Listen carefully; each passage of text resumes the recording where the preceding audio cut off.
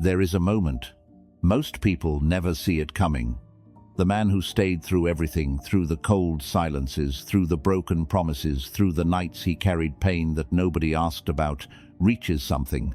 Not anger, not resentment, something quieter than both. He runs out, not of love, of reasons. And when a good man runs out of reasons to stay, he does not announce it. He does not give you a speech. He does not send one final message, explaining what you should have already known. He simply stops. And the terrifying part, once he stops, nothing brings him back. Drop this in comments. I noticed too late. You knew this man, the one who answered when other people stopped answering, who remembered details nobody else kept, who showed up, not because it was convenient, but because to him, showing up was simply what love meant. Think about what that actually looked like. He texted first. Every time. He remembered the thing you said 3 weeks ago in passing and brought it up because he had been thinking about you. He rearranged his whole week, or someone who barely rearranged an evening. And for a long time he had reasons to keep going. The relationship felt worth it.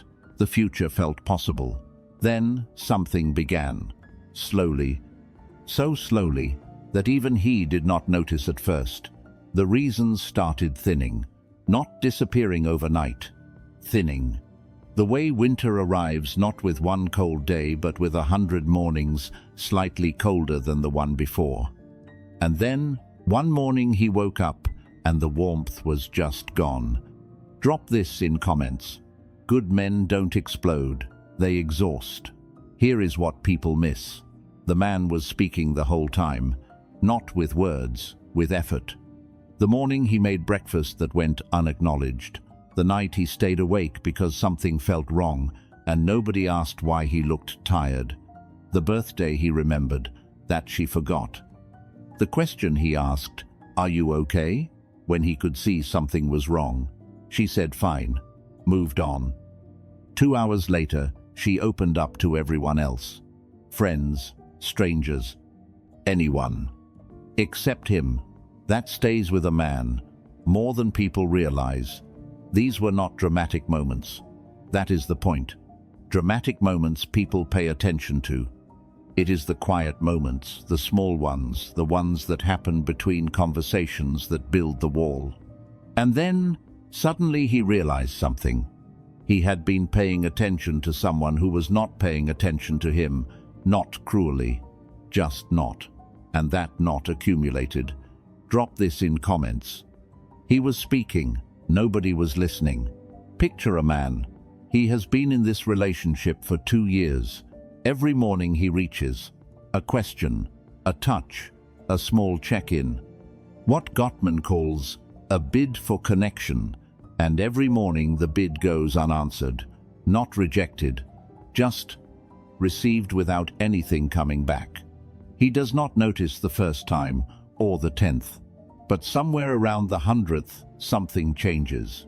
His reaching becomes rarer, not from a decision, from a recalibration, his nervous system, quietly learning that this particular direction does not return connection.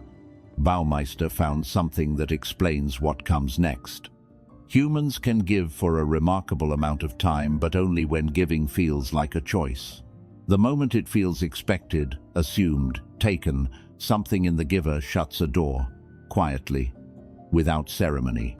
He called it motivational erosion, not anger, not a decision, an erosion. The way water does not decide to wear stone down. It simply keeps moving, and one day the stone is gone. And once erosion reaches a certain point, it does not reverse, not with apologies, not with promises, not with sudden attention from someone who spent months not noticing, because what eroded was not his love. What eroded was his belief that the love had anywhere to go. Drop this in comments. Erosion is not anger, it is permanent. There was no single moment. There were 100 small ones. The day he stopped texting first and nobody noticed. The week he stopped making plans and nobody asked why. The month he stopped sharing what was happening inside him, and nobody checked. He was running a quiet experiment.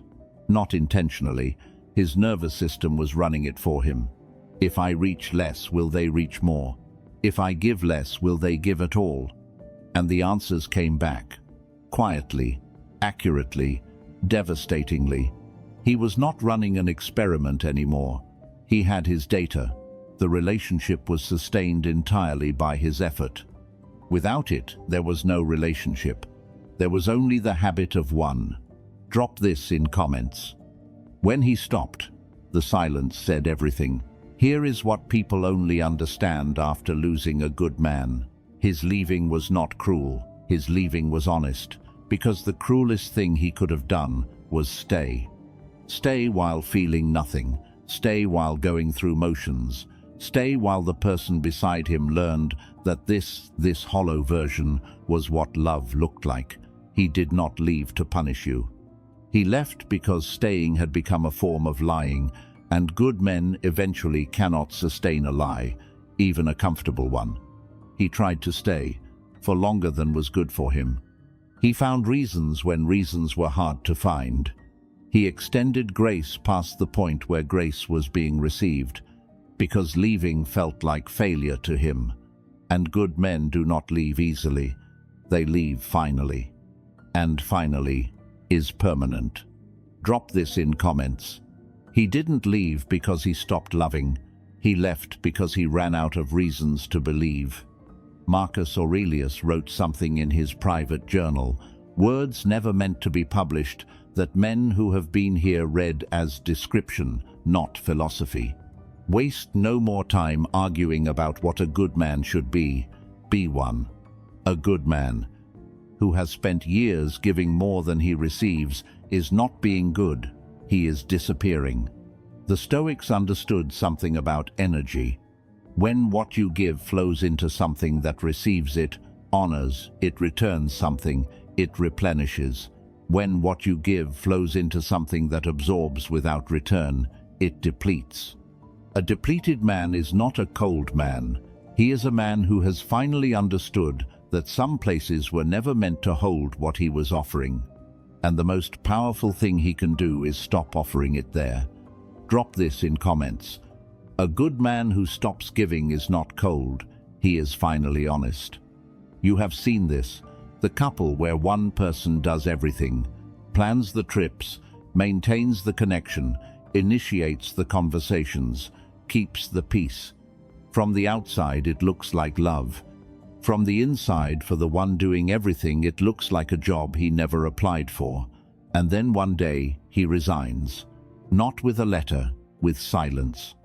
And the person who received everything suddenly discovers something they never had to consider before.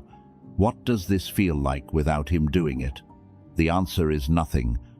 Because without his effort, there was nothing there. And that nothing was always the truth. He just kept it from arriving by working too hard. Drop this in comments. He kept the relationship alive. She just lived in it. This is for the man who recognizes himself. If you are still here, still giving, still hoping the return will eventually come, listen carefully. Hope is not a strategy. Waiting for someone to notice you is not patience. It is self-erasure. Your generosity should flow toward people who recognize it, not toward the ones who simply expect it because you keep offering.